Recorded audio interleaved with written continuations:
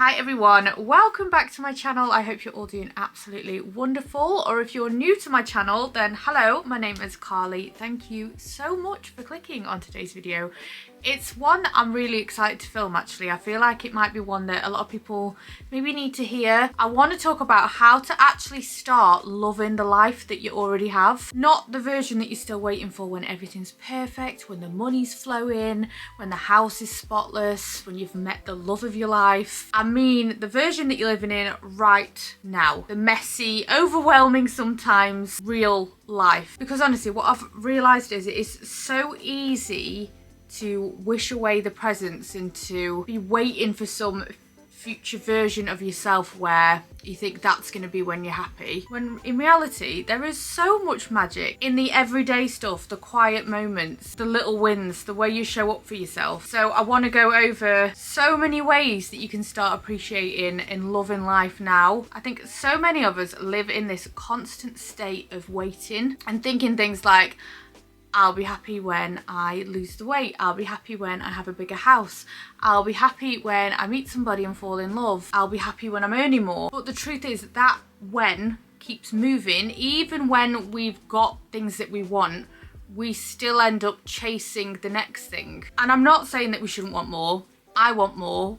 We're all entitled to want more for ourselves, but we can all want more but still absolutely love what we already have. And that is genuinely the balance that has changed everything for me. For a very long time I believed that if I get in a relationship, if I meet a person I'm in love, then that's going to be when I'm at my happiest. Life will be complete then, everything will click into place. And you know, the relationship can come along and can of course enhance your life. Or maybe you get a bit of a pay rise with work, maybe you've lost the weight that you want to lose. I do think with all of these things, even though they do bring joy because they're goals that you want to reach, if you're not already happy in your own life and you're not already happy with all the little things that life has to offer, all the simple moments, then that feeling very quickly moves on to the next thing and thinking, well, what next? I need to find something else to give me that gratification, that high, when actually we need to find a way of being happy and content with what we already have. So we need to go over lots of ways that we can do that. So my first advice, my main advice ever in life, just for a happier life in general, I talk about this all the time, I'm like a broken record. It is about learning to romanticize the ordinary. If I could give one tip to anybody, it would be to romanticize your life. And romanticizing your life does not mean pretending that everything's perfect. It's just about treating all of those small little daily activities, little moments, like they matter. Because they really do matter. So whether it's making your morning coffee, putting it in your favourite mug, adding the little bit of chocolate sprinkles on top of it, lighting a candle in the evening, using the gorgeous fabric conditioner on your clothes, putting music on whilst you're cooking or cleaning, it is all about making those little rituals feel special. Because the truth is, like, if you did some of these things if you were making a coffee in a gorgeous apartment in Paris, or a little cottage in Italy, you'd feel and think that they're dead dreamy. I mean, it would be a dream to be doing that right now. But you don't need a passport, you don't need a holiday to be able to make those moments feel dreamy. You can do that where you are now. And I know it's easier said than done because your real life can involve a job that you absolutely hate. Say you have to go to a job, you're thinking, Carly, I have to go to work 9 to 5 in a job that I can't stand. What can I romanticize about that? But you can, even if you are doing something day to day that you don't enjoy. So say you are stuck in a job that you hate, it's draining, maybe it's quite a toxic atmosphere, or you know, it's just not your dream, it's not your dream job, but you still have to show up, you still have to pay your bills, you still have to get through the day. Even though you don't enjoy going there, you can still romanticize the morning before you go to work. Maybe picking out a really nice outfit to wear, having a really upbeat or just like amazing playlist on your way to work, making yourself a gorgeous breakfast before you leave, or little things like putting on a nice bit of perfume that you like, packing yourself a gorgeous lunch to take with you, taking 5 minutes for a nice skincare routine in the morning. These little things can really shift your whole mindset for the day. You could maybe get like a really nice travel mug for your coffee, listening to a podcast on your way to work that really inspires you, making your desktop, if you work in an office, your space really pretty, having nice stationery, having a nice screensaver on your computer. Just little practical things like this that might not feel huge, but they do make a difference. These little romantic things that you can add to these very normal day-to-day tasks. And on your dinner break, your lunch break, if you've got little breaks throughout the day, make sure you use those times to have a little bit of escapism, because even in the most like stressful jobs, those little pockets of time are yours. So make sure you make the most of them. Like, eat something that you really enjoy, take a walk outside if you can. These little check-ins with yourself remind you that you still exist beyond this job.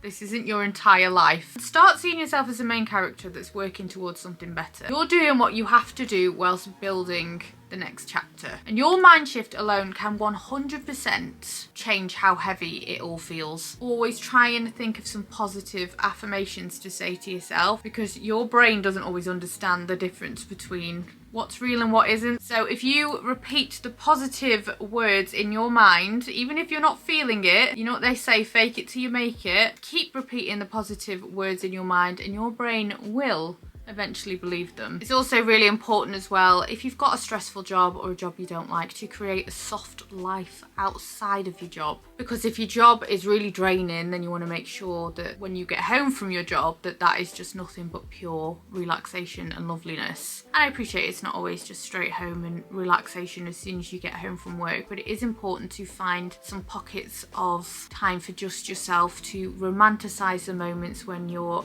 home from work in the evenings or at the weekends, things that recharge you and relax you and just remind you that your job is something you do, but it's not who you are. Also, you're allowed not to be obsessed with your job. That's okay. You're allowed to not love it. You're allowed to dream of more for yourself. Romanticizing doesn't mean settling. It just means finding peace and beauty whilst you build something even better. So if you are in a job that you hate, just know that you are not alone. You're not a failure. You're doing what you have to do, and that is so strong. And you can still make your life feel soft and sacred and romantic, even if it's in the middle of a season that's not perfect. As well as work, another area could be maybe the home that you're in. Not everybody is living in their ideal home, or you know, a home that they love, and that's okay. You know, whether it's messy, you've got noisy neighbours, or it's too small, or it just doesn't feel like your forever home, it's not you. You still deserve to feel comfort and beauty and peace in the space that you've got. So we'll talk about some ways that you can romanticize your home as well, even if it's not where you want to be and it's not your forever place. So one thing we need to do, and I have to do this with my home, I am not in my dream home.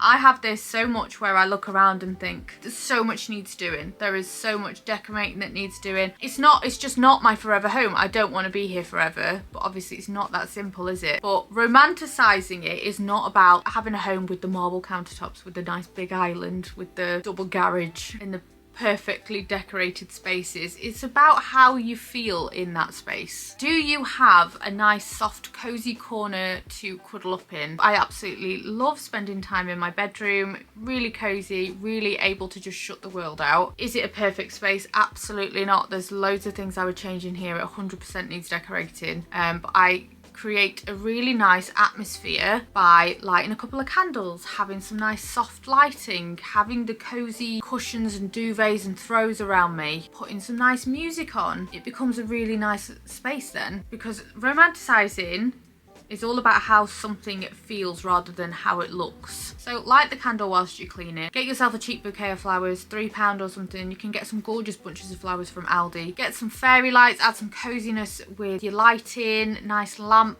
that's not too bright. If you struggle to keep on top of the tidying, or if you've got a lot of stuff, just try and keep one space that's your cozy, lovely corner that is just for you, a little zone.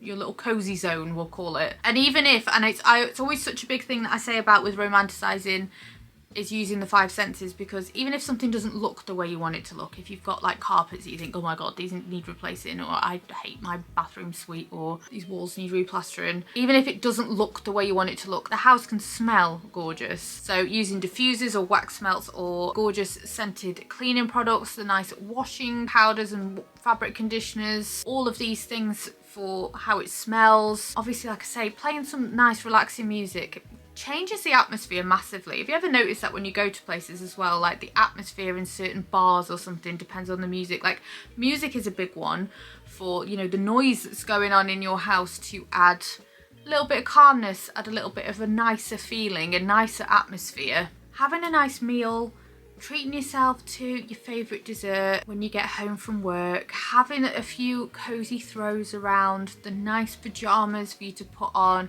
a nice hot drink, all of these little things just add that bit of romance. And then just doing little acts of care around the house really help as well. So whether it's like opening the windows, making your bed in the morning, giving the countertops a wipe down, and they're not glamorous, but they are acts of care. And when you do them intentionally, they become nice little rituals and you're taking care of your space. And it really does help to anchor things that you don't want to do but you have to do with things that you love doing. So maybe folding the washing whilst watching a film that you really enjoy, lighting the candles around the house whilst you're doing your evening tidy up, or using the nice dish soap whilst you've got to do the washing up, or having a nice hand cream there to use. All these little things just help make it that little bit more enjoyable and just makes your space a little bit nicer to be in. And there might be a million things that you want to change, and some things that I remind myself of when I'm having those moments of going, this is leaking, or this is not, you know, this needs fixing, or all of those little moments. I do remind myself that like, this is part of my story, it's not my whole story. Well, you know, one day I'll look back on this and just remember so many gorgeous memories and how hard I tried to make this feel like a home. I also think it's really important to create little moments that you really love, that you associate with being in your house, whether that's sitting outside with a coffee in the morning or having a cup of tea in your cozy bed, anything that makes your space feel like yours and feel a bit special. Next, we need to talk about how to stop focusing on what's missing. Most of us 100% have just been trained to notice what we don't have. We're all guilty of it. We scroll and we compare. That is what social media is pretty much made for us to do. But comparison is the thief of joy, and it's also the thief of presence. If you have ever found yourself feeling jealous of somebody else's home, somebody's relationship, somebody's success, somebody's life, that does not make you a bad person. You're just human. We've all felt this way. I've felt that way so many times. And like I say, with social media, it's very easy to have a little scroll through Instagram and feel really deflated. But there are so many ways to shift that feeling. So one thing about it is to understand what that jealousy is actually telling you, because jealousy is actually a signal. It's not a flaw. It's your subconscious pointing out something to you that you desperately want, maybe don't believe that you can have. So anytime you do get those feelings of jealousy, it's always good to ask yourself, what is this emotion trying to show me that I want more of? Because jealousy can actually become really powerful when you use it in the right way and turn it into curiosity and a motivation for exploring things that maybe you do want. So next time you see somebody maybe living the dream life that you want, instead of having the maybe like why her thoughts, try to ask yourself, well, what can I learn from this? Let their life expand your imagination instead of shrinking your self-worth, because there's space for everybody's success. There's space for their success, there's space for your success. You don't need to compete, you just need to stay on your own path. Also, we see things that might not even be the reality. It's so easy to romanticize what you see, but with social media, you're only seeing somebody's best angles, aren't you? You're only seeing the highlights, the things that they want to share, and you can't compare that to your behind the scenes. Your stress, your messy house, your unwashed hair. That's never gonna feel fair. It's not a fair comparison. Just because something looks perfect doesn't mean that it is. And even if it is, it doesn't mean that your life can't be perfect too, but in your own way. It's also really important to focus on the life that you actually want. I feel like it's really easy to end up feeling jealousy or envious of things that maybe you don't even really want, but you think that maybe you should want. The more you connect with your own vision of what your happiness will look like, the less you get distracted by everyone else's. If you have got moments of that with jealousy, with either with social media or people in your life or people that are achieving things or living a life that you feel like you want, it is important, I think, to have a minute to think about things that you are grateful for that you have. Write them down. I love a gratitude list. I find them so helpful. I think when in doubt, honestly, just try and Just write down some things you're grateful for. I think gratitude changes everything, changes your whole outlook on life, because it just reminds you of all the wonderful things that you already have whilst working for things that you want. One of the biggest reasons we struggle to love our lives is because we are measuring them against somebody else's version of success. We're constantly shown what success is supposed to look like. Money, career, the perfect house, the relationship, the holidays. But you need to redefine what success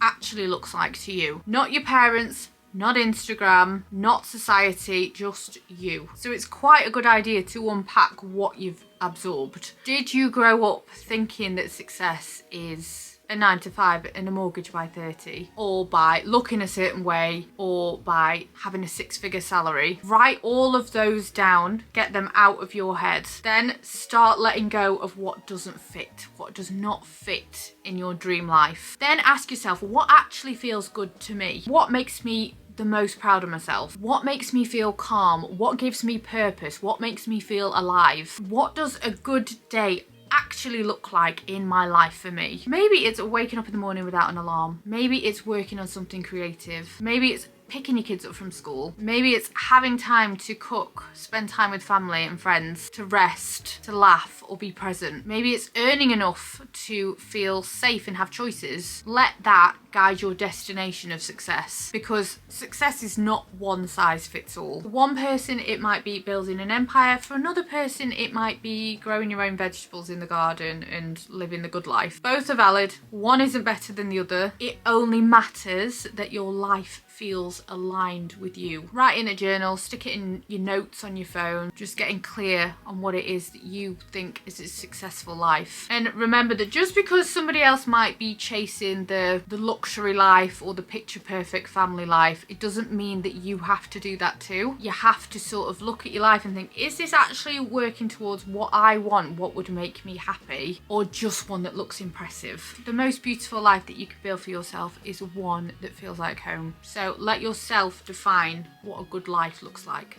for you. Let's also talk about making some small upgrades for big energy shifts. You don't need a whole new life to feel happy, but you can definitely add some little upgrades. I've talked about some of these things in other points, but upgrading moments in your life is super important to leading a happy life. So we're going to look at different areas in your life that maybe you could add a little bit of an upgrade. So let's look at your morning routine. How can that be upgraded a little bit? Having a nice fancy coffee in the morning, getting up 10 minutes earlier to have that coffee, sitting outside or in front of a window when the sunlight's coming through, because it's those nice lovely light mornings now, which I love. Makes such a difference to my morning mood, honestly. Love opening the blinds in the morning, letting the sun in, opening the windows, just love it. Or popping some music on when you wake up in the morning. I feel like this makes a real difference in our house actually. Everyone gets up in a better mood, like the kids get up in a better mood if I put some music on. Everyone's just that little bit happier. So little upgrades to your morning just to make it feel that little bit more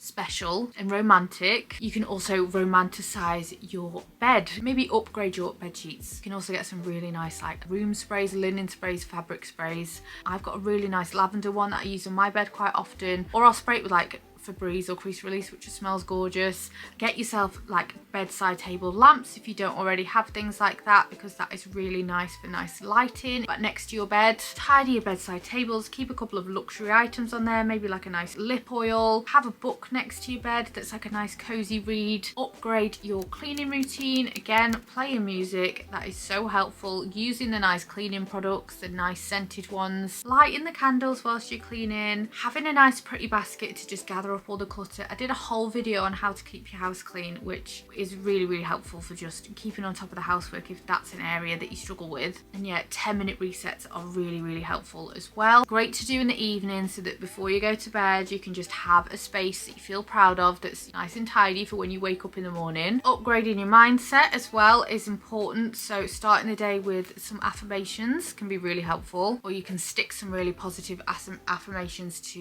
your mirror or have it as your screensaver on your phone. Anything just to remind you of how wonderful your life is and how grateful you should be for everything that you have in it. Doing gratitude lists as well, of course, I completely always will recommend. Try to catch yourself. This is something I do quite a lot. You know, if you say things like, I'll be happy when this, or you know, being negative, any negative talk, try to catch yourself in your tracks and just say, I can still feel happy now even whilst I'm working for what I want. Upgrading your whole digital world is really helpful as well. Completely curating what you want to see, what is helpful, what is beneficial, because it is a very toxic space, social media, or it can be. Unfollow any accounts that trigger that comparison that you feel. Creating a Pinterest board.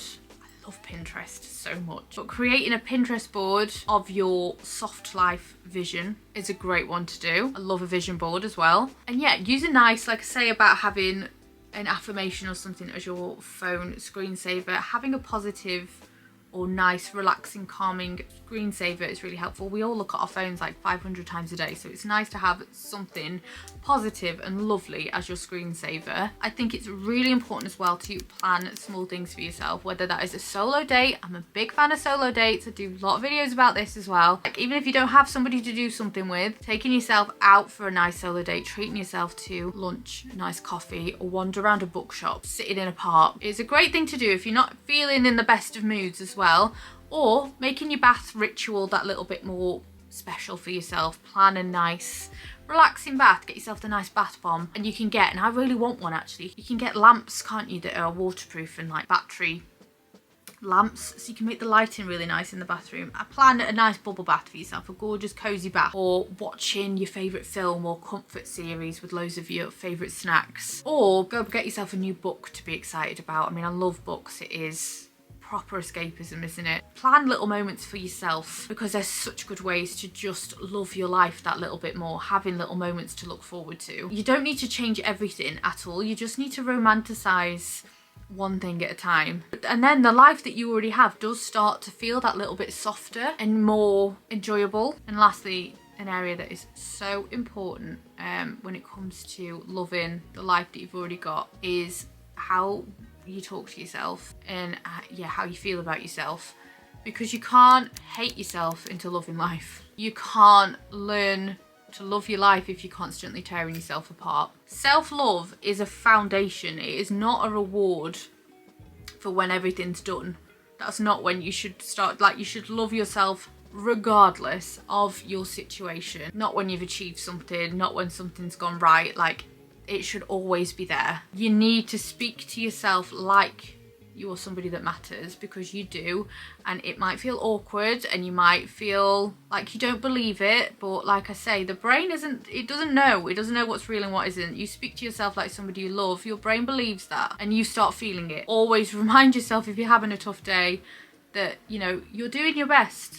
Say it to yourself, I am doing my best. And that is enough today, because sometimes life feels really heavy or chaotic or joyless, not because everything's wrong, because we're not being kind with ourselves. As cheesy as this sounds, if you want to fall in love with your life, you have to fall in love with yourself. Very gently, very patiently, day by day. You really do have to talk to yourself like you're somebody that you love. The way you talk to yourself becomes the way that you experience life. If you are constantly criticizing yourself, putting yourself down, doubting yourself, shaming yourself, being negative, the world is always going to feel hard. And that is where all of those little rituals that you can do for yourself that we've talked about, like the nice little moments, the bubble baths, the solo dates, the, you know, the things around the house, the little things that you can say to yourself. These are all what really matter. And if you think about it, we show acts of love to other people through these little moments, like making somebody a cup of tea, checking in on somebody, showing up for people. Like, these are all the little things that we do for people that we love and care about. So it's really important